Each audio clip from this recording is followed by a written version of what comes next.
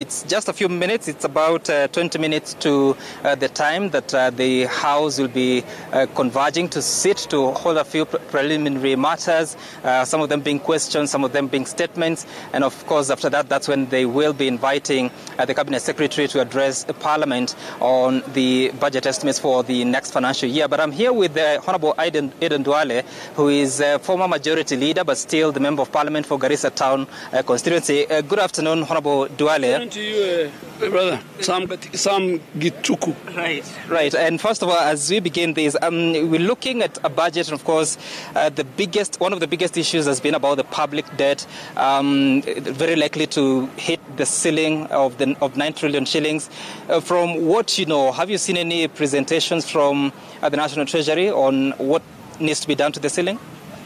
The minister is aware that the 3.3 trillion he has presented when he complied with the PFM Act and presented the budget policy statement. He knew, and it's on record on the Hansard, that he was overshooting the 9 trillion debt ceiling approved by the National Assembly, I think in 2019. And since then, he kept on telling the House that he'll bring the regulations, either to increase the debt ceiling or for the House to find an amicable way. So as of today, there's no regulations on the debt ceiling, the PFM regulations. But more importantly, it's a 3.3 budget. And for the first time in the history of our country where 1.3 is going to service debts. Basically, the minister is telling the country that he's going to borrow to pay salaries, he's going to borrow to pay debt, he's going to borrow to do many things. But my problem is not even that. If you read that what the minister is doing this afternoon, it's unconstitutional and it is illegal. Why am I saying so?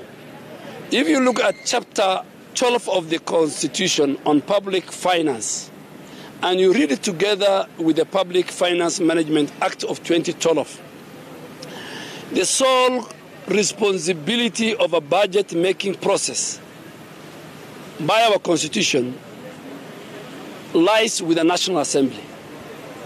And for the first time, the minister or the executive has usurped that role. So we are going back to the days before the 2010 Constitution. And let me cite Article 95, Sub-Article 5, A and B, exclusively gives the National Assembly the powers on public finance, on budget making, and on taxation. The Constitution in Chapter 12, Article 201, 206, all that gives powers to the National Assembly. Go even to the procedures of the House. Go to the procedures of the House. PFM Act, Section 40, Section 35, Standing Order 244, Standing Order 235, have given a sequence on how the budget-making process is done. Budget-making process is not an event. First, the minister will bring the budget policy statement. The House will discuss. That's the framework of the budget. Then the minister will bring the estimate, which he has not brought till today. There's no estimate here, of revenue and expenditure. It's sent to departmental committees.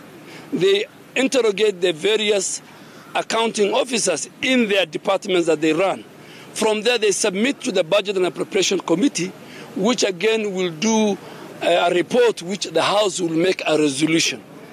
Based on the debt level, based on medium-term programs, on that resolution of the House, then the minister, just like the 9 years or the last 14 years, for example, what Rotich and the other guys used to do, the minister will prepare the budget policy pronouncements. Okay. Today he's doing a pronouncement when we don't have the estimates, when the departmental committees have not interrogated the budget, when the Budget and Appropriation Committee has not interrogated the budget.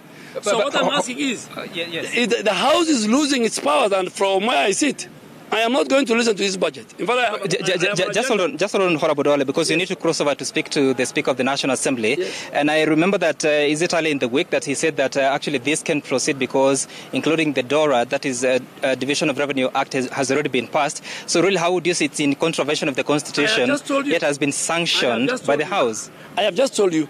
That question you can put to the Speaker. I'm happy you're going to talk to him. Why did you allow? But the courts ruled that before DORA is assented to, the minister cannot table estimates, cannot do any budget issue. So the DORA stuck in the Senate. Now it has been passed. I hope it was assented to yesterday. I haven't seen the president assenting to. But I'm telling you the other process, after he tables the budget policy statement and approved by the House, the next stage is the estimate, the departmental committee, the budget committee, a resolution of the House, and the minister makes the pronouncements. Okay. All those steps have not been done. So what he's doing is illegal and is unconstitutional. All right, Honorable Duale, I wish you had more time to speak to you, but you'll be sure to get more details about what you're saying. But now I want to hand it over to Francis Gashuru, who is standing by to speak